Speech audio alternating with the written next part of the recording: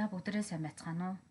Хөдөлмөрийн аюулгүй байдал эрүүл ахуйн олон улсын хөдөлмөрийн байгууллагаас зарлан жил бүр зохион байгуулдаг хөдөлмөрийн аюулгүй байдал эрүүл ахуйн сарын аяны үйл ажиллагаа үргэлжилж байгаатай холбогдуулаад Хүсгэл аймгийн хөдөлмөрийн аюулгүй байдал эрүүл ахуйн салбар зөвлөлийн санаачлагаар дэмжиргүүн сургалтын төвийн зүгээс та бүхэндээ энэхүү цахим сургалтыг хүргэж байна. За тэгээд Сэдв агуулгын хүрээнд бол олон улсын хөдөлмөрийн байгууллагын санаачлан уриалж байгаа ажлын байрны нийгэм сэтгэл зүйн эрүүл мэндийг удирдах нь ийм сэдв агуулгатай байгаа. За хөтөлбөрийн маань хүрээнд ажлын байрны стресс гэж юу юм? За тэгээд үүнд илэрж байгаа аюул эрсдлүүд юу байгаад байгаа?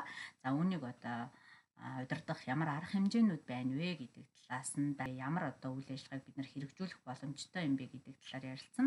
За та бүхэн маань сургалтаа идэвхтэй сонсож мэдэж аваад байгууллага дээрээ болон өөртөө хөдөлмөрийн аюулгүй байдал эрүүл ахуйн хууль тогтоомжийг хэрэгжүүлэхээс гадна энэхүү сэдв агуулгатайгаа холбогдуулаад өөрийнхөө аюулгүй байдлын төлөө өөрийнхөө сэтгэл зүйг удирдахыг та бүхэндээ санал болгож байна.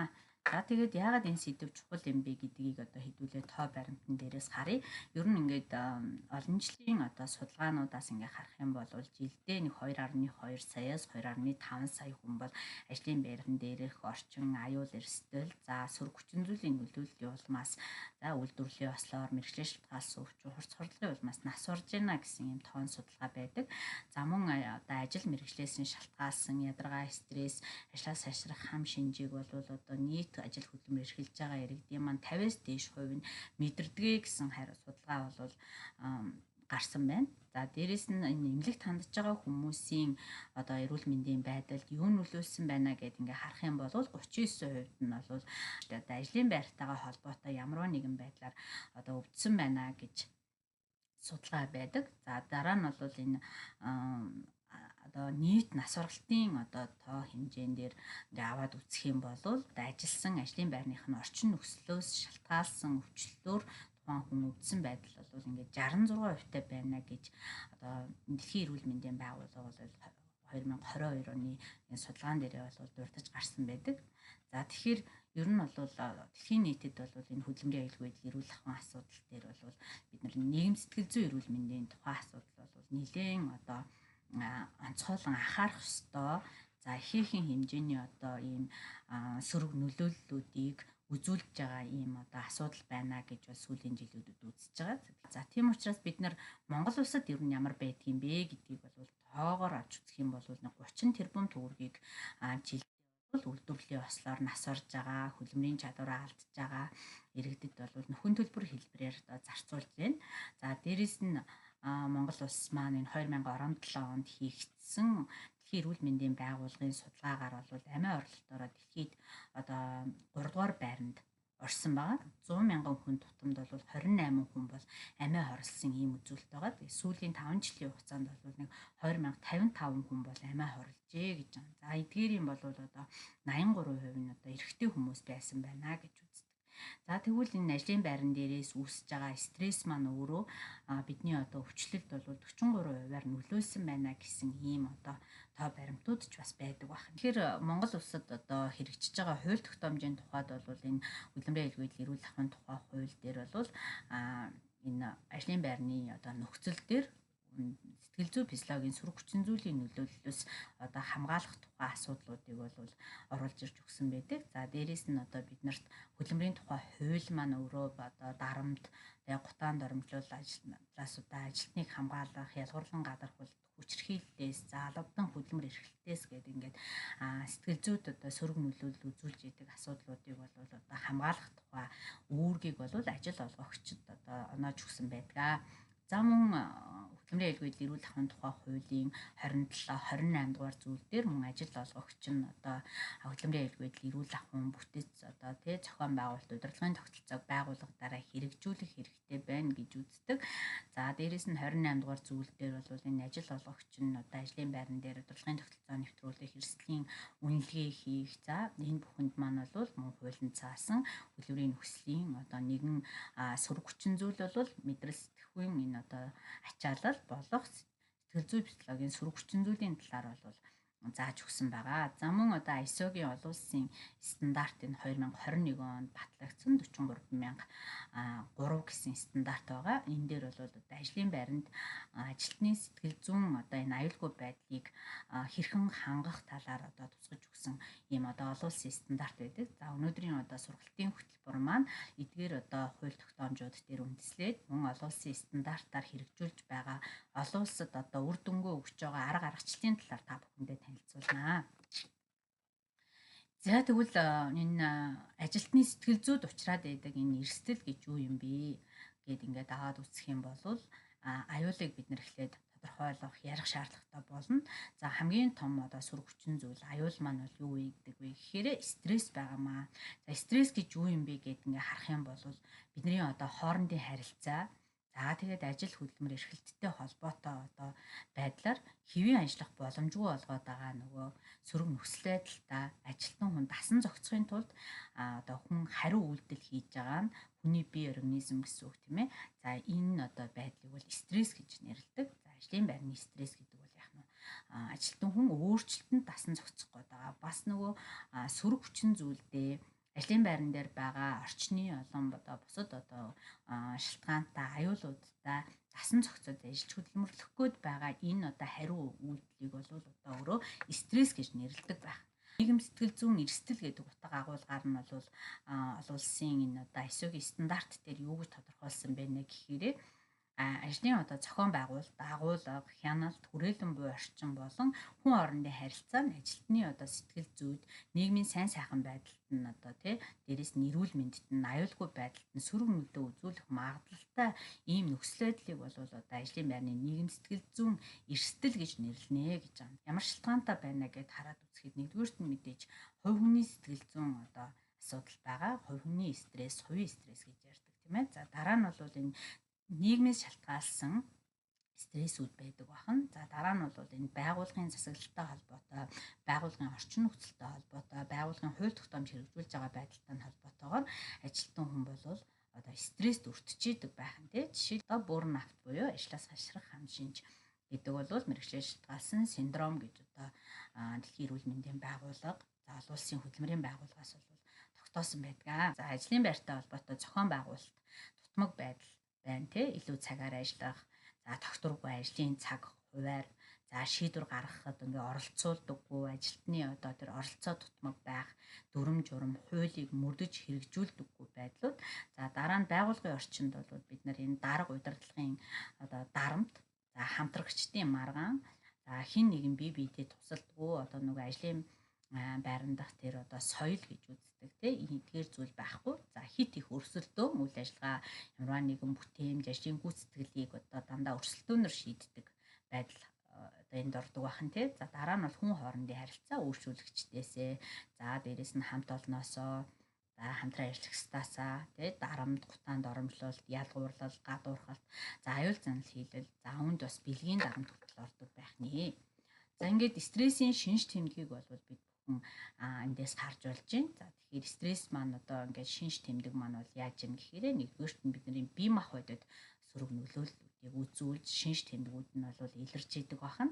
За дараа нь сэтгэл зүйд одоо өөрчлөлтүүдийг өгч шинж тэмдэг илэрдэг. За дараа нь хүний зам байдал нь илэрдэг байх нэ. За тэгээд ер нь бол энэ стресс гэдэг зүйл бол биднэрт одоо тогтмол байнга одоо тохиолдож идэг зүйл. Яагаад гэвэл хүн гэдэг бол өөрөө дандаа хувьсан өөрчлөгдөж байдаг, өсөж хөгжиж идэг ийм одоо бие махбод байгаа тийм ээ. За тэгэхээр эндээсээ шалтгаалаад бид нар бол стресстэй бол байнга учирч идэг. Харин нөгөө стрессийн шинж тэмдгүүд маань удаан хугацаанд үргэлжлээд ирэхээрээ энэ бол ажлаас хашрах хам шинж буюу мэргэжлийн шалтгаалсан синдром бий болгодог байх нэ. За тэгэхээр бие махбодод бол одоо толгой өвдөн, нойргууд нь байнгын туйлдж ядарна. За ингээд янз бүрийн одоо өвчлөлүүд давтагдах шинж чанартай тохиолдно. Идэвх санаачлалууд буураад ингээд одоо бие махбодод маш их ядарсан, сулдсан, нойргуудсан байдалтай болчдөг бахан тий. За дараа нь болохоор сэтгэл зүй бол их тийм одоо сөрөг мэдрэмжүүд ихтэй буюу нөгөө сэтгэл дундуур уур хийлэн ихтэй болдог. Санаа зовлт, айх тэр одоо тий эргэлзэх мэдрэмжүүд бол нэмэгдчихдэг бахан. Юу ч хийхгүй байхыг хүсээд ер нь орчноос өөрийгөө тусгаарлаад одоо ажил хийх одоо тийм чадваргүй болоод ирдэг байхан тий. За дараа нь зам байдал бол ер нь ажлаа таслах, хоцрох, за хамт олноосоо тусгаарлагдах, ажилдаа явахыг хүсэхгүй болох, ер нь бол ингээд дахиад ажилдаа ирэхгүй байх тухай, дахиад энэ ажлыг хийхгүй байх тухай мэдрэмж бодлууд эргэлдэж эхэлдэг юм байна л да. Хэрвээ одоо ажилтан хүн таны одоо бие махбод болон сэтгэл зүй, зам байдалд эдгээр шинж тэмдгүүд илэрж байгаа бол та бүхэн маань одоо тусламж дэмжлэгийг авах хэрэгтэй. Ажил олгогчдын маань хувьд бол ажилтнуудаас нь ийм одоо байдал илэрж байгаа бол та бүхэн маань одоо хэмжээнүүдийг зайлшгүй авч хэрэгжүүлэхгүй бол энэхүү нөхцөл байдалтай та бүхэн маань одоо 2-7 хоногийн хугацаанаас илүү дэшээ үргэлжлээд ирэх юм бол зайлшгүй системтэй үйл ажиллагаануудыг хэрэгжүүлэх, мэргэжлийн хүмүүсээс тусламж дэмжлэг авах нь одоо зайлшгүй болдог байх нэ гэж ойлгож байна. За биеийн эрүүл мэнд, сэтгэл зүйн эрүүл мэнд хоёр гэдэг бол ерөөсөө уялдаа холбоо бүхий яг ижил одоо төвшөнд авч үзэх ийм шаардлагатай зүйлс байдаг юм байна гэдэг тухай бид нар нэлээд ярьлаа. За тэгэхээр одоо бид нар яах вэ? Ямар арга хэмжээ авах ёстой юм бэ гэдэг асуудал байна. За тэгэхээр мэдрэл сэтгхүүнд үүсэж байгаа энэ аюул эрсдэл, стрессийг бууруулахад бид нар юу хийж болох юм бэ гэхээр ер нь нэгдүгürt одоо их үүсвэрлүү чиглэсэн арга хэмжээ буюу арилгах арга хэмжээнүүдийг авах нь зүйтэй. За тэгэхээр их үүсвэр нь юу юм бэ гэдгийг тогтоож гаргаж ирээд за энэ их үүсвэрлүү чиглэсэн тухайн одоо аюулыг бууруулах арга хэмжээнүүдийг авах нэ. Орлуулах арга хэмжээнд бол бид нар аюултай ажлыг одоо илүү аюулгүй одоо тэр ажлаар, арга барилаар, за техник тоног төхөөрөмжөөр түүхийн идээр ингээд одоо солих боломжтой байдаг. Ажлыг одоо сайжруулахын тулд бид нар бол инженерчлэлийн аргаар тусгаарлах механикжуулах, автоматжуулах, илүү одоо тоног төхөөрөмжүүдийг ашиглах, ажилтны одоо тэр биед ирж байгаа ачааллыг бууруулах хамгийн наад зах нь л одоо тэрэг-тэрэгэнцэр ашиглан одоо ачаа барааг зөөгч гэдэг юм уу ийм арга хэмжээнүүдийг авах нь одоо зүйтэй юм аа. За дараа нь бол бид нар одоо дунд түвшинд байж байгаа ч гэдэг юм уу ийм аюулуудыг бол зохион байгуулалтын арга хэмжээнүүдээр дангаар нь авч хэрэгжүүлж болно. Гэхдээ арилгах арга хэмжээ авсан, жорлуулах, инженерчлэх арга хэмжээнүүдийг авсан ч гэсэндээ та бүхэн маань заавал зохион байгуулалтын арга хэмжээнүүдээр хянах, цаашдаа улам одоо илүү сайжруулах арга хэмжээнүүдээ авах ёстой. За энэ дээр бол одоо ажлын хуваар байж болно. Зохион байгуулалтыг хийж ажлын цагийг богиносгох, эсвэл одоо тухайн хүн гэрээсээ ажиллах, цахимаар ажиллах, өөр одоо байршил дээрээс гэсэндээ ажил үргийг гүйцэтгэх төр боломжийг хангаж өгөх хэрэгтэй.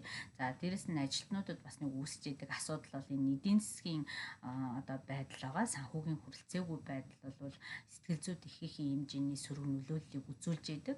За ингийн тулд одоо бид нар зэрэгцээ хөдөлмөрийн гэрээ байгуулах, за өөр одоо ажил хөдөлмөр эрхлэх, за амьдралын тэр тэнцвэрээ хадгалах, хувийн амьдралдаа цаг заваа зарцуулах тэр боломжуудыг одоо бүрдүүлж өгөх хэрэгтэй. Одоо арга хэмжээнд дээр бол бид нар энэ аюулын их үүсвэрийг одоо олж илрүүлэх, тэр судалгаа шинжилгээнүүдийг хийх, аюулыг илрүүлэх тэр үйл ажиллагаа маш чухал байгаа. За энэ бол одоо бидний олон жилийн туршид ярьж байгаа энэ эрсдлийн үнэлгээ, эрсдлийн менежментийг байгуулах дээр хэрэгжүүлэхтэй холбоотой яг нэгэн одоо гол асуудал бол өнөөдрөөс бид нар мэдрэл сэтгхүүн ачаалал буюу сэтгэл зүйн эрүүл мэндийн тухай асуудал байна шүү гэдгийг та бүхэн маань одоо ойлгож авч байгаа хаа гэж найдаж байна.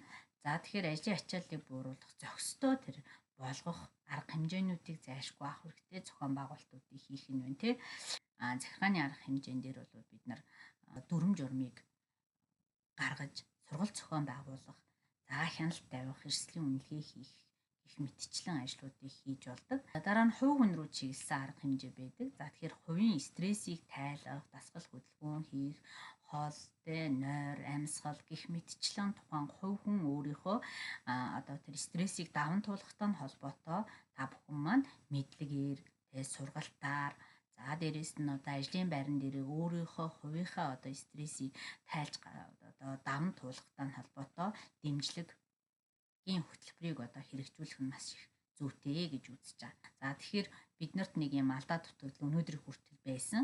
Тэр нь юу вэ гэхээр хувь хүн рүү чиглэсэн одоо хувийн стресс гэдэг зүйлийг бол хувь хүний асуудал гэж ойлгодог байсан. Сэтгэл зүйн эрүүл мэндэд үүсэж байгаа энэ одоо стрессийг одоо бид нар хувь хүний асуудал гэж орхигдуулах юм бол бид нар ажиллах одоо хүчний одоо хомсдолд илүү ихээр орох нь. За дээрэс нь ажил хөдөлмөр эрхэлж байгаа хүмүүсийн маань ажлын гүйцэтгэл, бүтээмж одоо мэдээж буурна. Энтэй холбоотой цаашлаад ажилтнууд маань бол ажлын байранд үйлдвэрлэлийн осолд орох, хурц хорлогод орох, за За ердийн өвчлөл болон мэрэгжлийн шалтгаалсан өвчлөлөөр хөдөлмөрийн чадвараа эрт алдах ийм одоо асуудлууд бол байсаар байна. За тэгэхээр байгууллагын түвшинд бол жил бүр ажилтнуудаасаа судалгаануудыг авч байна. Судалгаа шинжилгээнүүдийг хийж байна. Эрсдлийг нь үнэлж гин гэсэн үг тийм. Толноор байгууллагаараа одоо мэрэгжлийн одоо сургалт мэдээллээр хангагдах хэрэгцээ шаардлагыг бол байгууллага зохион байгуулах ёстой байна.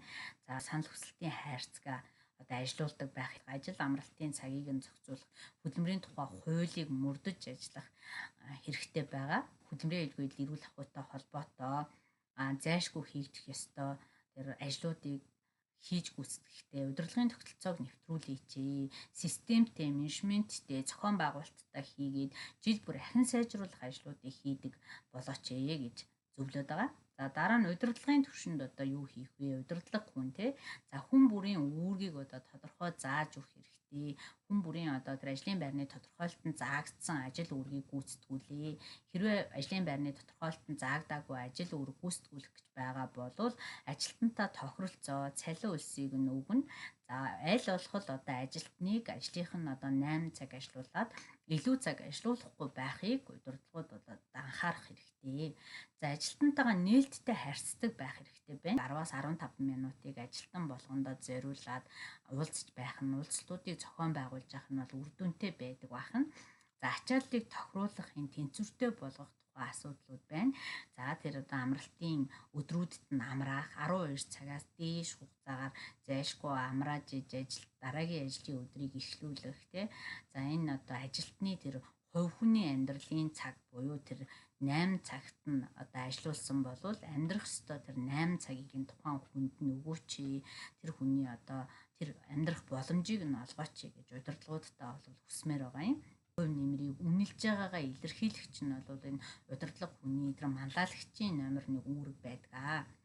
За дараа нь хувь хүн та бүхэн маань яах ёстой юм бэ гэхээр стресс тайлдаг ийм одоо дасгал, хөдөлгөөн, аргуудтай болох хэрэгтэй байна. За дараа нь ажил ба амьдралаа тэнцвэртэй байлгахын төлөө өөрөө ч гэсэндээ энэ хөдөлмөрийн тухай хуулиар олгогдсон, хөдөлмөрийн эрүүл ахуйн тухай хуулиар олгогдсон эрхээ эдлэх энэ талаар одоо мэдлэгтэй байх хэрэгтэй. Дээрээс нь ажил олгогч удирдах ажилтнуудаа шаардлага тавьж эрхээ эдлэхээсээ хизээч айдаггүй, эргэлздэггүй байх хэрэгтэй. Дараагийн асуудал бол хангалттай унтах хэрэгтэй байна. Эрүүл хооллох хэрэгтэй. За дасгал хөдөлгөөн хийх шаардлагатай байгаа. За мөн хамт олонтойгоо одоо тий өөрөө сонсдог, өөрөө бас дэмждэг найрсаг ийм нэгэн байх хэрэгтэй байгаа юм. За олон жилийн судалгааны үр дүнд гарсан энэ Дэвид Луис гэж эрдэмтний одоо судалгаан дээр үндэслэсэн ийм одоо мэдээлэл байгаа юм. За тэгэхээр энэ дэр нэгдүгээрт нь өдрийн амралт буюу өдөр нэг 20 минут унтчих хэрэгтэй байна гэж байна. Унтах боломжгүй бол та хэд маань өөрийнхөө тархийг амраах, за тэгээ бодлоо зэгцлээд нэг одоо амьсгал дээрээ төвлөрдөг одоо тий бясалгал гэхээсээ илүү бид нар тэр ахуйн байдалтай тэр одоо цагтаа төвлөрөөд нэг сайхан уртаар амьсгаа аваад одоо бид нар нэг амардаг да тий. За энэ байдлыг өөртөө тэр боломжийг олгох хэрэгтэй. За дараа нь ном уншдаг байх хэрэгтэй байна. Бид нар унших хэрвээ зав гарахгүй байгаа бол ном сонсох одоо тэр аргууд боломжууд бол нээлттэй байдаг болсон тий. За дараа нь бол дасгал хөдөлгөөн буюу өглөөний дасгалыг хийгээч гэж байгаа. За өглөөний дасгал гэдэг бол тэр тусмаа одоо мелатонин гэдэг дааврыг бол өглөөний дасгал өөрөө ялгаруулахад маань маш их нөлөө үзүүлдэг. Өглөөний нар гэдэг бол өөрөө эм байдаг байгаа. Тийм учраас байгууллага хамт олноороо нийлээд өглөөний дасгал хөдөлгөөнийг хийж хэвших хэрэгтэй байгаа. Хувь хүн ч гэсэн өөрөө бол бас дасгал хөдөлгөөн хийж сураараа. За дараа нь хөгжим сонсох, за алхах, байгальд байх мэдчлэн одоо аргууд маань бол стрессийг тодорхой хувь хэмжээгээр бууруулж яадаг бахнэ. За тэгээд ер нь хэдүүлээ яаж эхлэх вэ? За ер нь одоо ингээд ойрын болон дунд урт хугацаанд бид нар бас хийж болох одоо ажлууд байдаг. За шуурхаа авах арга хэмжээнүүд маань өөр бахан дунд хугацаанд, урт хугацаанд юу хийх вэ гэдгийг бас та хэдтэй танилцуулж байгаа юм. Ажилтнуудынхаа тэр сэтгэл зүйд үүсдэг саяын одоо тэр их усвэр, шалтгаан, шинж тэмдэг эдгээрийг одоо бүгднийг илрүүлээд гаргаж ирсэн болвол хамгийн одоо эрсдлийн түвшин өндөртөө байгаа асуудлуудаа эренбэлж гаргаж ирээд энэ хүмүүстэй яг юу хийвэл бид нар тусаж болохоор байна гэдэг арга хэмжээнүүдийн хөтөлбөр төлөвлөгөөг боловсруулан ажиллана гэсэн. За сэтгэл зүйн эрүүл мэндийн бодлого стандарттай, журамтай, За мөн хуулийг мөрдөх шаардлагатай байгаамаа. Бид нар хөдөлмөрийн аюулгүй байдлыг эрүүл ахуйн удирдлагын тогтолцоог нэвтрүүлсэн нь олон улсад болон засгийн газар ажиллагч нарт бол маш эерэг нөлөө үзүүлсэн. Тийм ч учраас нэн тэргуунд хабэ шүү гэдэг байдлаар энэ хууль тогтоомжуудыг нэвтрүүлээд хэрэгжүүлээд судлаад явж байна гэд яриад идэг тий. Тэгэхээр та бүхэн маань ч гэсэндээ энэ хабыгийн удирдлагын тогтолцоог нэвтрүүлэх юм бол та бүхэнд энэ хууль тогтоомжууд за та бүхний хийхийг хүсэж байгаа зорж байгаа үйл ажиллагаанууд бол арга аргачлалууд бол бүгдээрээ энэхүү манай салбарын маань дүрм журмуудад за стандартуудад горимж технологиуд байж идэг гэдгийг бол бас хэлмээрээ 3 төрлийн бас аргыг хувь хүмүүстээ ажилтнуудтай танилцуулъя. Нэгдүгээр аргыг бол хизээ хэрэглэх вэ гэхээр уурлаад маш их тийм эсвэл ууртаа мэдрэмжээ тий дарах тийм үедээ хэрэглэн амьсгалах арга байгаа. Энэ болохоор 5 секундэд хамраараа удаан гэх чинь амьсгалаа аваад за 6 секундын хугацаанд амьсгалаа түүхжээд тий амьсгал авлаа түүхжээд 8 секундын хугацаанд амаараа маш айжуухан гаргана. 1-3 удаа хийхэд бол та бүхний маань стрессийн гормон бол дарагдаж та бүхний маань ухаалаг тарих буюу логик тарихч ажиллаад за өнөөдрийн яг энэ уурлаад бухимдаад за ингээд гарах гэжсэн тэр үйлдэл маань яг зөв байсан уу буруу байсан уу яг юу болчихоо гэдгээ та бүхэн маань тэр оюун санаагаараа бодох тэр боломжийг олгодог. Бид нар бол энийг бас маш сайн мэднэ. Бидний аав ээж өвд эцэс маань тий яасан бэ уртаар амьсгаа ав гэдэг байсан маань ямар учиртай байсан бэ гэхээр энэ стрессийн дааврыг бууруулах бие организм өөрөө тайвширдаг бахны. За дараа нь болохоор маргаан гарсан юм нөхцөлд юу хийх вэ гэхээр хийж байгаа үйлдэлээ зогсоо. За тэгээд дараа амьсгалаа гүнзгий авч өөрийгөө ажиглана. За ингээд бие сэтгэлд юу болж байна гэд бодох юм бол бид нарт айдас тий дарамт за дээрэс нь гомдол за эсвэл ингэж үл хүлээн зөвшөөрөгдсөн ийм олон төрлийн мэдрэмжүүд буюу нөгөө сөрөг мэдрэмжүүдийг бол мэдэрснээс шалтгаалсан байх болно. Яг үнэн хэрэгтэй ийм тий мэдрэмж төрүүлэх үйс яг энэ процесс болсон уугүй юу гэдэг дээрээ өөрөөсөө асуугаад нэг үзээрэй. За ингээд цааш нь өргөжлүүлэх юм бол бид нар тайвширсныхаа дараа бодоход бол яг энэ тий тархины нөгөө нэг өөрийгөө хамгаалах тэр систем ажилласан байхыг бол бид нар таньж мэдэж болдог байх. Дараа нь болохоор мэдрэх аргууд. За мэдрэх аргуудыг бид нар хизээ эргэлж болох вэ гэхээр маш их сандарсан, айсан тий ийм мэдрэмжийг авах үедээ та бүхэн маань хэрэгжилж болно. За тэгэхээр нэгдүгээрт нь бол бид нар нүдэрээ маш сайн харах нь байна тий. За тэгэхээр нүдэрээ маш сайн харахтаа бид нар 5 зүйлийг ирж хайж олно гэсэн. За тэгээд нүдэрээ маш сайн нөхцөл байдлаа хараад ирэх юм бол нэг их айгаад ах шаардлагагүй байж болно. За дараа нь гараараа мэдэрч үзэж болно. За дараа нь болохоор чихэндээ ингээд сонсно. Яг боддоор сонссноо яг үнэн байдлаар сонссноо яг үнэндээ яг юу байсан бэ гэдгээ тий. За дараа нь хамраараа бид нар үнэрлэж болно, амталж үзэж болно гэсэн үг. За ийм үед бол бид нар сандрах тэр мэдрэмжээ дарж бол чаддаг байх нэ. За тэгэхээр хүний тарих гэдэг бол өөрөө дадал болсон зүйлээрээ хүнд бол энэ мэдээллийг дамжуулаад за хажуунаас нь нөгөө амьд байх хамгаалтын маань арга хэмжээнүүд маань ажиллаад ингээд бид нар сандардаг, айдаг ийм мэдрэмжүүдийг аваад байдаг бахны. За тэрнээс олж бид нар хөдлөлийг гаргадаг. За энэнийг дарах ийм 3 арга байдаг бах. Стрессээ удирдах болох үс юм өдөр тутмын аргууд байна. За энэ дээр бол чухал яаралтай зүйлсүүдээ мэдээж ялгаад чухал биш. За ийм зүйлсүүдийг бид нар маш их хийдэг. Энийг хаяхыг за эндээс аль болох бага цаг хугацаа зарцуулахаа төлөвлөн яралтай биш зүйлүүд дээр бид нар мессеж чат бичээд уншилцаад ингээд байх шаардлагагүй. За дээрэс нь нөгөө хүнд ч хэрэггүй юм мэдээллүүдийг үзээд байх шаардлагагүй сошиал орчин. За тэгэхээр утасныхаа дууг хаадаг. За утсаа унтраадаг ч гэдэг юм уу ийм аргачлалуудыг тодорхой хугацаанд ашиглаж явах юм бол та хэдд маань тэр шуурхай чухал биш яралтай биш зүйлсүүдээс өөрийгөө тусгаарлаж өөрийнхөө цагийг хамгаалж чадна, өөрийгөө хамгаалж чадна гэсэн. Тэр өөртөө хэрэггүй зүйлсүүдээс өөрийгөө хамгаалах нь байна. Үгүй гэж хэлж сурах нь бол маш чухал байдаг байна. За дараа нь болохоор 25 минут ажиллаад 5 минут амраа гэж 25 минут тутамдаа 5 минутын завсарлага аваад ажиллах юм бол та бүхний маань бүтээмж нэмэгдэн нөгөө талдаа ажлын ачаалал буурна. Энэ нөгөө биед ирж байгаа биеийн хүчний ачаалал одоо бас буурдаг бахна. За дээрэс нь мэдрэл сэтгхүй ачаалал бас буурах боломжтой. За дараа нь болохоор ажлаа одоо хийж байгаа бол ерөөсөө тухайн ажилдаа ажиллаад хийн. За ажиллаа хийгээгүй үедээ бол ерөөсөө ажлыг бол орхино гэж байна. За тэгэхээр гэртээ ирчээд ажлаа хийгээд идэг. Ажил дээрээ гэрийнхээ асуудлыг зохицуулаад идэг ийм одоо байдлаа болио л гэж байгаа байхгүй. Тэгэхээр одоо энэ асуудлыг дэлхийн нийтээр шийдэхийн тулд маш гоё аргачлалуудыг бас ашиглаж байна л да. Ажлын цагийг одоо эхлэхээс 10 минутын өмнө заавал ирээд ажлынхаа хувцсамнуудыг солиод хамгийн багадаа 10 минут шүү дээ. Ер нь бол 30 минут гэдэг байгаа. За ингээд одоо урайгаа хийлээ, дасгал хөдөлгөөнөө хийгээ, зааварчилгаагаа аваад ажилдаа орж байгаа. Энэ байдал бол яг нь хувийн одоо амьдралаасаа орон зайгаар тусгаарлагдахаасаа гадна оюун бодлоороо сэтгэл зүгээрээ тусгаарлах тэгээ ажилдаа төвлөрөх боломжийг олгодог байна.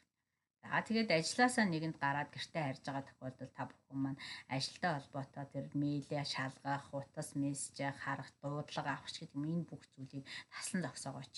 Ажил амьдралын тэнцвэрээ хадгалаач гэдэг зүйлийг та бүхэн санал болгож байгаа. За дараа нь болохоор би ба нийгмийн арга хэмжээнүүд дээр юу байна гэхээр бид нар өдөрт нэг 10 минут алхах юм бол сэтгэл аягүй тайвширнаа. За дараа нь нойрны горин байгаа. За насан турш хүн бол 7-оос 8 цаг унтчихж ер нь бол энэ хүний бие тодорхой хэмжээгээр амарна. Дараа нь ихтгэлтэй хүнтэйгээ ярих хэрэгтэй. Сэтгэл зүйд үүсэж байгаа, магадгүй таны одоо тэр гомдоод байгаа, тэгээ хамсаад байгаа, эсэргүүцээд байгаа тэр одоо зүйлсүүд ойлгох тийм ихтгэлтэй хүнч байдаг бол энэ хүмүүстэйгээ харилцаа үүсгэж ярьж байгаараа.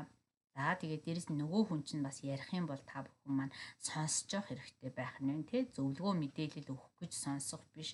Зүгээр л тэр хүний яг тухайн үеийн одоо сэтгэл хөдлөлийн мэдрэмжийг одоо ойлгоод яг тэр хүний оронд өөрийгөө тавиад ингэж одоо сонсож сураараа гэж та хэдэ зөвлөе. За тэгэхээр ийм тохиолдолд бол стресс маш сайн буурдаг байх нэ. Тэр хүнтэй та стрессээ хуваалцчихж байна гэсэн үг тий.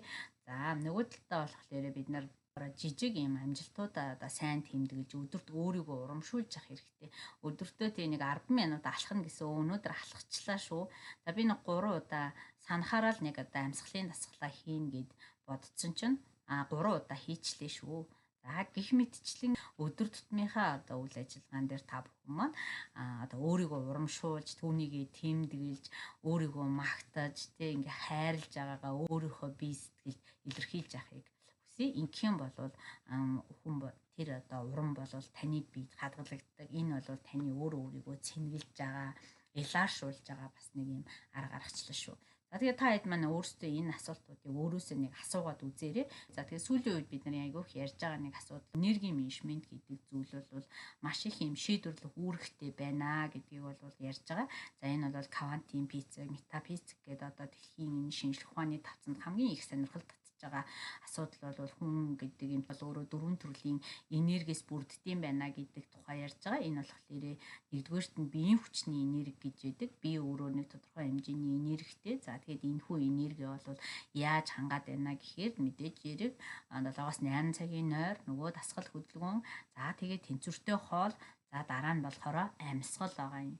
Хэрвээ бид нар зөв амьсгалж чадахгүй бол ерөөс амьсгалах бүртээ одоо ингээд ордуулж байна гэж ойлгож байна. Тэгэхээр амьсгалын өөрөө та амьсгалаа зөв авч чадж гин үгүй юу гэдэг дээр бас өөрийгөө шалгаж үзээрэй. Дараа нь болохоор бид нарт энэ оюун санааны энерги гэж байдаг. За энэ оюун яг ажлынхаа цагтаа ажилдаа анхаарах, ажлын бус цагтаа өөртөө, гэр бүлдээ, тэг найз нөхдөдөө гаргах тэр анхаарлаа бас хандуулж явах хэрэгтэй. Дээрэс нь өөрийгөө хөгжүүлэх тэр мэдээллийг олж авах одоо тэр сувга айгүй зөв сонгох шаардлагатай байгаа юм. За тэгэхээр энэ мэдээлэл олж авах сувг дээр бол бидний нөгөө байнга цагаа өнгөрүүлээд байгаа Instagram, Facebook, Twitter эдгээр маань бол үнэхээр одоо тийм чанартай мэдээлэл өгч чадахгүй байна. Хувь хүний матрикс буюу нөгөө үзэл бодолд идэгдсэн ийм одоо мэдээллээр хүн өөрийгөө ингээд удирдуулад байна гэдэг энэ асуудлыг ярьж байгаа. Тэгэхээр хамгийн одоо үнцэнтэй мэдээлэл хаана байна гэхээр ном уншаарай гэж зөвлөд байгаа. За номыг бол сүүлийн үед уншина гэхээс илүү сонсдог болсон тий. Та бүхэн ч гэсэн туршаад үзээрэй. За дараа нь болохоор сэтгэл зүйн энерги гэж байгаа. За энэ сэтгэл зүйн энерги гэдэг бол өөрөө мэдрэмжийн тухай асуудал. Та бүхэн маань өөрийнхөө мэдрэмжийг одоо тэмдэглэж явах хэрэгтэй. Эерэг одоо мэдрэмж илүү олон, илүү одоо их хугацааг таны биед эзэлж явах юм бол та одоо өөрөө тухайн өдөр юу тарьсан түүнийг маргааш хураана гэдэгтэй адилхан өнөөдрийн эерэг мэдрэмж маргаашийн ч бас эерэг мэдрэмжийг дагуулна. Тэг хүний нөгөө аз жаргалын одоо тэр гол зорилго бол амар амгалан байдал гэдэг. За тийм учраас сэтгэл зүйн энэ одоо сөрөг болон эерэг одоо тэр сэтгэл хөдлөлийг бид нар удирдах сурахын тулд өөрийгөө яг юунаас олж баярлав, яагаад гомдов, тэ энэ үнэхээр одоо тийм үзий ядахаар зүйл байсан уу? Энэ үнэхээр стресстэй энэ хүнтэй тэмцэх эсвэл би энэ асуудлаас зүгтаагаад авах ийм одоо өөртөө ихтгэлгүй болоод эмзэглээд айгаад авах асуудал байсан уу юу гэдгийг бол маш сайн одоо мэдрэмжээ тэмдэглэж ярьж талархаж за энэ дээр бол одоо асуудлаа ярилцах сурах хэрэгтэй. За сүүлийн үед бол энэ эерэг сөрөг мэдрэмжийг одоо удирдах идэг асуудал бол энэ далд тухамсар байдсан байна гэдэг энэтэй холбоотой тэр далд тухамсарт нь хадгалагдаж үлдчихсэн байгаа тэр мэдээллүүдийг биднийг програмчлаад байгаа асуудлуудыг бид нар илрүүлэн гаргаж ирээд за энэгийн одоо бясалгалын арга арч вэ тий эсвэл мэрэгжлийн одоо сэтгэл зүйчтэй мэрэгжлийн зөвлөхүүдтэй ярилцаад тэгээ даван туулаад ингээд одоо өөрийнхөө тэр далд тухамсар тэр програмчлалыг өөрчилж байгаа юм аргачлалууд маш их. Зарим хүмүүс бол угаасаа нэг асуудалтай нэг юм хар өнгөтэй нохоо хараад айдаг бол нөгөө өмнө нь одоо тэр нэг хар нохооноос айсан одоо тий хөөгдсөн хазуулсан ч юм уу тэр дурсамж таныг л одоо өнөөдөр хүртэл хар нохоог үзье ядах хар нохооноос айх тэр үйлдэлийг хийхэд хүргэдэг гэдгийг л ойлгочих юм бол хэдүүлээ сэтгэл хөдлөлөө удирдах юм одоо боломж байдаг байна. Тэгээ эерэг сэтгэл хөдлөлийг илүү давмгай байлгахын төлөө хичээх хэрэгтэй байна. Тэгээ ер нь бол бидний энэ оюун бодолд бий болоод идэг тэр айдас та мэдрэмжүү те эргэлзсэн ийм одоо бодлууд маань өөрөө ерөнхийдөө баг 98% нь ерөөсөө огт тохиолддоггүй гэж байгаа. Тэгэхээр бид нар одоо тэр 98% ерөөсөө огт тохиолдохгүй тийм зүйлийн төлөө бид нар одоо санаа сэтгэлээ те өвчлүүлж өөрчилж явах ер нь бол шаардлагагүй байна гэж ойлгож байна. За дараа нь дотоод сэтгэлийн энерги энэ бол өөрөө бидний нөгөө зорилго ажлынх ямар одоо ажилд ажиллаж байгаа юм гэдэг тэр утга учраа мэдрэх ёстой гэсэн үг. Тийм өнөөдөр нэг юм өглөө нэг гоё мэдээлэл уншсан. Тэр нь юу гэхээр одоо миний одоо магадгүй энэ хичээлийг манай төрийн албан агчдад их сонсох бах. Тэгсэн чинь хамгийн одоо тэр дотоод сэтгэлийнхаа энерги буюу тэр зорилтой ойлгосон тэрнийхээ дагуу ажиллаад байгаа хүмүүс хэн байна гэдэг одоо Монгол улсын одоо тэр улсад ажиллаж байгаа энэ мэрэгчлүүдийн тухай асуусан чинь багш, эмч, цагдаа нар байна гэж байгаа байхгүй юу. Тэгэхээр яагаад гэж яана гэхээр тэр хүний одоо тэр дотоод сэтгэлийн хүчин буюу тэр нэг юм зорилго нь тий үнэт зүйл нь одоо бусдад сайн сайхнаа түгээх гэрлээ түгээх тийм одоо зорилготой мэрэгжлүүд бол жишээлбэл манай төрийн албан агчтай гэдэг юм байна. За тэгэхээр та хэд маань энэ чиглэлд ажиллаж байгаа бол та хэдийн маань дотоод сэтгэлийн энерги маш их одоо зөв зүйтэй ажиллаа хийгээ явж байгаа. Хамгийн гол нь одоо бид нар бусад арга аргачлалуудаар өөрийгөө таньж мэдээд өөртөө төвлөрөөд өөрийнхөө одоо энэ хувийн сэтгэл зүйд маш сайн анхаарлаа хандуулах юм бол бид нар ажлын байран дээрээс ирж байгаа сөрөг хүчин зүйлсийн нөлөөллийг бол байгууллагатайгаа, удирдлагуудтайгаа, хамт олонтойгоо хамтраад шийдэх юм боломж шийдлүүд бол өргөн нээлттэй байгаа. За бидний өнөөдрийн одоо нийгэм маань ч гэсэн тодорхой хэмжээнд хөгжөөд байна тий. За тэгээ энэ чиглэлийн тэр тусмаа манай хөдөлмөрийн аюулгүй байдал эрүүлэх хувьтай холбоотой энэ одоо хууль тогтоомжууд маань бол өдрөөх тусам их сайжирж байгаа. За орчинд тавигдж байгаа шаардлагууд ч нэмэгдэж байна. За манай ажил олгогчдын хувьд ч гэсэндээ мэдлэг чадвар бол нэмэгдэж байгаатай нь холбоотой хууль тогтоомжийг хэрэгжүүлэх байдал бол сайжирж байна гэж миний хувьд энэ салбарт ажилладаг хүний хувьд бол хардаг. Тийм учраас та бүхэн манаас өөрийнхөө сэтгэл зүйг одоо удирдах тэр одоо боломж бол та бүхний маань ажлын байран дээрээс үүсэж байгаа энэ сөрөг одоо тэр сэтгэл хөдлөл сэтгэл зүйд нөлөөлж байгаа өөрчлөлтүүдийг стрессүүдийг даван туулах боломжтой гэж бас хэлмээр байгаа юм. За дараа нь болохоор бид нарт бас нэг өдрийн хуваар за би та хэдтэй бол аль болох одоо олон ийм тохирох одоо арга хэмжээг аваасаа гэж бодоод та хэдтэй аль болох одоо бүр олон улсын түвшинд хэрэгжиж байгаа бүхий л одоо аргачлалуудыг бол танилцуулсан ер нь ирж хайж олохыг бодож энэ хичээлээ бэлтгэсэн байгаа. За тэгэхээр өдрийн хуваар маш тодорхой болгох хэрэгтэй юм байна. Бид нэр ер нь одоо өглөө босох тухай цаг маань тодорхой байх юм байна. Оройн унтах цаг бас тодорхой байх. Өнөөдөр яг юу хийх нөгөө яаралтай чухал ажлуудаа тодорхойлж аваад за ингээд одоо эхлэх юм бол өглөөг маш сайхан эхлүүлнэ. За ер нь одоо сүүлийн үед яриад байгаа. Чи өглөөгөө удирдахчдвал өөрийгөө удирднаа. Өөрийгөө удирдах чадж байгаа хүн бол стрессийг удирдах чаднаа гэдэг ба шүү дээ. Стрессийг удирдах чадсан хүн бол санхүүгөө удирдах чаднаа. Дараа нь болохоор эрчим хүчийг нөхөх юм аргууд байдаг. За хүн одоо тэр энерги нөхөх нь байна шүү дээ, тий. Тэгэхээр тайван байх. За 5 минутын ч гэсэн тогтмол дасгал хийж явах хэрэгтэй юм байна. За бүтээлч үйл ажиллагаа бол нөгөө хүний хобби байдаг. За тэгэхээр энэ бүтээлч үйл ажиллагааг дэмждэг нэг асуудал бол хүн тархиа амрах. За нөгөө хоббигоороо зурах, бичих, нэхэх, сүлжих одоо юу ч байдгийг. Тэднийг одоо бас ажил хоорондын завсралгаараа хийж явах юм бол тарих маш сайн амардаг байна. Эсвэл гэртээ. За байгальтайгаа харилцаатай бай гэж одоо сүүлийн үед бол ер нь хэлээд байгаа. Тэгээ байгальд гараад ирэхдээ зөвхөр ер нь бол кортизолын хэмжээг бол 13%-аар бууруулж чаддаг гэж байна. Тэгэхээр кортизол гэдэг бол өөрөө стрессийн даавар. За тухайн даавар бол ингээд тогтмол одоо таны биед ялгараад байх юм бол энэ өөрөө биед маш хортой ийм аюултай ийм одоо бодис үүдэг. За үүнийг та бүхэн маань удирдах чадах юм бол таныг бол одоо маш их эрч хүчтэй бас болгож чаддаг ийм даавар байгаа. За нийгмийн цэнэглэлт гэж найз нөхөддөө гэр бүлдээ цагаа гаргаа гэх тий. Хамгийн наад зах нь үр хүүхдтэй цагаа гаргах нь бол таныг бас маш том цэнгэлж өгдөг. Баяр баясгалаа авчирдаг зүйл шүү. За дараа нь хөгжим сонсох, за тайван уур амьсгалтай байдалтай байх. За удирдахч хүний хувьд хэрвээ та ажил олгогч бол энэ хэсгийг маш сайн анхааралтай одоо бас хүлээж аваарай. За тодорхой одоо үүрэг хариуцлага одоо ухамсарлах хэрэгтэй байна. За ингэхээр одоо тэр ажлын тайлбар, зорилго юмнуудаа бүгдийг тодорхой болгоод ажлуудаас зайлсхийх арга хэмжээнүүдийг зайлшгүй аваач гэж. Тэгэхээр ажлын байрны тодорхойлолт, тэр хөдөлмөрийн гэрээ, тухайн ажилтнуудын хийж байгаа ажлын процессүүдэд үнэлгээ хийгээч. Одоо ийм консалтингийн компаниуд байдаг болсон тий. Ажлын байранд одоо ийм үнэлгээ хийдэг.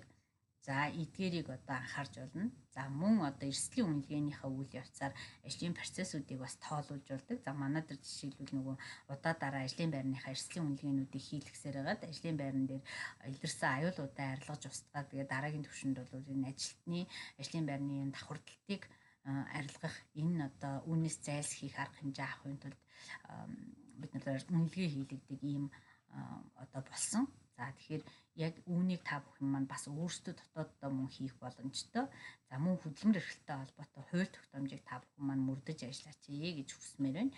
Хэрвээ энэ одоо арга хэмжээнүүд дээр дэмжлэг тусалцаа хэрэгтэй бол хөдөлмөрийн хэлбэрийн эрүүл ахуйн салбар зөвлөлтөд хандаад эсвэл одоо тий хөдөлмөрийн хяналтын улсын байцаагч хөдөлмөрийн хэлбэрийн эрүүл ахуй хариуцсан мэрэгчлэтнүүдэд одоо хандах боломжтой. За ачааллыг зохицуулах, давхар томилгоо, цаг хугацааны дарамтуудаас зайлсхийх тэр гормыг тогтоох хэрэгтэй. Тэгээ саяхан ярьдаг тэр үнэлгээнүүдийг хийснээрээ та бүхэн маань ямар одоо давхар томилгоо явагдсан байна, ямар одоо ажлын байрууд одоо давхцсан байна, ямар дарамтууд байна гэдгийг энэ төр тогтоож болдог. Нээлттэй харилцаа үүсгэх хэрэгтэй. Одоо ер нь бол ингээд бидний тэр дарга бол айгүй тийм одоо мундаг хүн, ажилтан бол их тийм муу одоо тий чадварын хувьд доогуур гэсэн ийм ирэмб дараа тогтоодог байдал бол ер нь жил ирэх тусам байхгүй болсоор байгаа. За яаж яана гэхээр ер нь хүн гэдэг бол өөрөөсөө ерөөсөө бид чинь яг ижилхэн тий гэхдээ бидний одоо амьдралыг харж байгаа өнцөг, туулж байгаа туршлага л арай өөр байна гэж харж байгаа. Тийм учраас ажилтнуудтайгаа илүү нээлттэй тэр эмзэг сул байдлаа хуваалцаад ажилтнуудынхаа хувьд байгаа тэр эмзэг байдлыг нь та бас одоо нөхөж орлож асуудлыг нь шийдэхин төлөө ажиллах нь байна тий.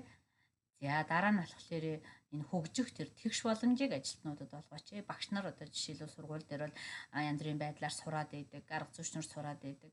Гэтэл танаа байгууллагын үйлчлэгч, дотор байрны багш ч байдаг юм уу те. Тэдгэр хүмүүст харуулууд ч юм уу те хөгжих одоо ийм боломжийг та бүхэн бас одоо хэрэгжүүлэх тэр олгох шаардлагатай гэж. Тэгээд амжилтыг нь үнэлдэг байх хэрэгтэй. Ажилтны тэгш байдлыг хангах, ажилтны хөдөлмөрлөх эрхийг хамгаалах, за таатай орчинд ажиллах, тий та бүхэн маань сайн удирдлага байхын тулд хүнээ хайрладаг, хүнийхээ одоо сэтгэл зүйн эрүүл мэндийг хамгаалдаг байхын төлөө хичээж бас өөрийнхөө ур чадварыг бас нэмэгдүүлж ажиллах хэрэгтэй. За нөгөө хууль тогтоомжуудыг, стандартуудыг одоо баталж мөрдүүлэх, за дээрэс нь энэ хян шалгалтуудыг хийх, тэгээ зөвлөн туслах үйлчилгээ үзүүлнэ гэдэг бол өөрөө маш том ийм одоо засгийн газрын түвшинд хэрэгжүүлэх ёстой, хуулийг сурталчлах ёстой ажлууд бол хийгдэх шаардлагатай байгаа юм. За байгууллага бол мэдээж дүрм журмуудаа дагаж мөрдөөл, за сургалт одоо зөвлөгөөгөөр хангаад, за тэр одоо нөгөө сэтгэл зүйч рүү хандах, эсвэл одоо аюулаа мэдээлэх, сэтгэл зүйн одоо тэр үүссэн гомдлоо тайлах, за дээрэс нь үүнийг үүсгээд байгаа сөрөг хүчин зүйлсүүд рүүгээ их үүсвэртэн чиглэсэн арга хэмжээнүүдийг авах буюу хамгийн үр дүнтэй аргаар арилгаад явах нь одоо хамгийн чухал асуудал байна. За тэгээ багийн түвшинд бол яаж ийм гэхээр удирдлага бол одоо өөрийнхөө ажилтан хоорондын харилцаа, тогтмол уулзалтууд, за хамтын дэмжлэгүүд буюу хувь хүний сэтгэл зүг дэмжих арга аргачлалуудаа сайжруулад дэмжиж яваарай гэд нэлээд хэдэн одоо санаануудыг энэхүү сургалтаар өглөө. За дараа нь бол бид нарт хувь хүн стрессээ тайлах, энэ менежментийн ур чадвар, сэтгэл зүйн зөвлөгөө авах тий. За энэ тусламжийг хүсэх энтер гээд за өөрийнхөө яаж сэтгэл зүг ангаахын, өөрийгөө яаж одоо тий өдөр тутам тохиолдож байгаа энэ стрессүүдийг мартаж, даван туулж, за шийдвэрлэж, ойлгож ухаарч, за өөрийнхөө гаргаж байгаа тэр сэтгэл хөдлөлүүдийг илүү одоо тий хянах, за тэгээд харж байгаа өнцгөө бас өөрчлөн тий аливаа зүйлийг эрэг талаас нь харах гэх мэтчлэн маш олон одоо аргуудыг та бүхэндээ танилцуулж өглөө. За тэгэхээр өнөөдрийн үйл ажиллагаан дээрээсээ дүгнээд хэлэх юм бол биднэрт бол одоо сэтгэлийн эрүүл мэнд гэдэг бол өөрөө биеийн эрүүл мэндтэй ерөөсөө яг нэг тэнцүү ижил төвшний үйл ажиллагаа байдаг. За таныг сэтгэл зүйн эрүүл мэндийг хамгаалахад нь бол хууль эрх зүйн хувьд бол бүгд нээлттэй стресс, ядаргаа, дарамт гэдэг зүйл бол ажилтны буруу биш байдаг. Энэ болохоор байгууллагын нэг төрлийн асуудал байдаг. За энийг бол ажил олгогч шийдэх ёстой байдаг тий. Ажлаас ашрах хам шинж маань одоо өөрөө 6 түвшинтэй 6 дугаар түвшинд хүрээд ирэхээр хүн харгас хэрцгий зан авир илэрдэг.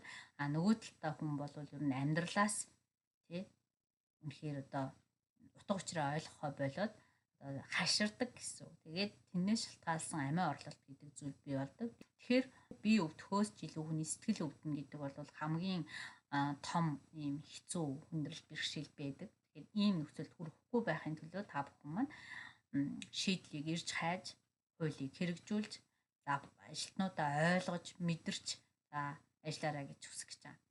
За дараа нь болохоор 2-7 хоногоос илүү хугацаагаар бид нар одоо ингээд хэрвээ ядарсан, ууралсан, унтаж чадахгүй байдалтай байх юм бол яах юм бэ гэхээр та хэд маань тусламж хүсээрэй. Энэ бол одоо таны одоо хүч сул байгаа ч юм уу, эр зориггүй байгаа, таны одоо тий муу байгаа тухайн асуудал биш юм аа. Энэ бол өөрөө нэг төрлийн одоо өвчин гэдгийг та бүхэн маань санах хэрэгтэй шүү гэдгийг хэлмээр байна. За тэгээ ганцаараа байх, за ганцаараа бүгдийг дааж, үүрч гарах ингээ шаардлага байхгүй.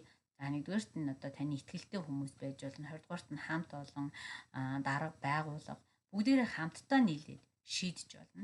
Яагаад гэвэл таны одоо учирж байгаа энэ нөхцөл байдалд танаа хамт олон ч гэсэн тий тодорхой хэмжээгээр өртсөн байдаг. За цаашид бас хэн нэгэн өртсөөр байх болно. Тийм учраас та бүхэн маань энэхүү асуудлаа шийдэх нь бол өөрөө байгууллагатай ч гэсэн тий мэдээлэл том үнд зүйл гэж ойлгож байна. Ойрын хугацаанд бол хамт олонтойгоо судалгаануудыг хийгээрэй, аюулыг мэдээлж цуглуулж аваад арга хэмжээнүүдэд зохион байгуулаарай гэж хэлж. За тэгэхээр бидний өнөөдрийн одоо хөдөлмөрийн аюулгүй байдлын эрүүл ахуйн одоо чиглэлийн урьдчилан сэргийлэх цогц арга хэмжээний хүрээнд бид бүхний нийгэм сэтгэл зүйн эрүүл мэндийг хамгаалахтай холбоотой арга хэмжээнүүдийн талаар хэдүүлээ цогц ийм одоо сургалт мэдээллийг та бүхэндээ хүргэлээ. Асуух зүйлсүүд байх юм бол холбогдоод асууж болно.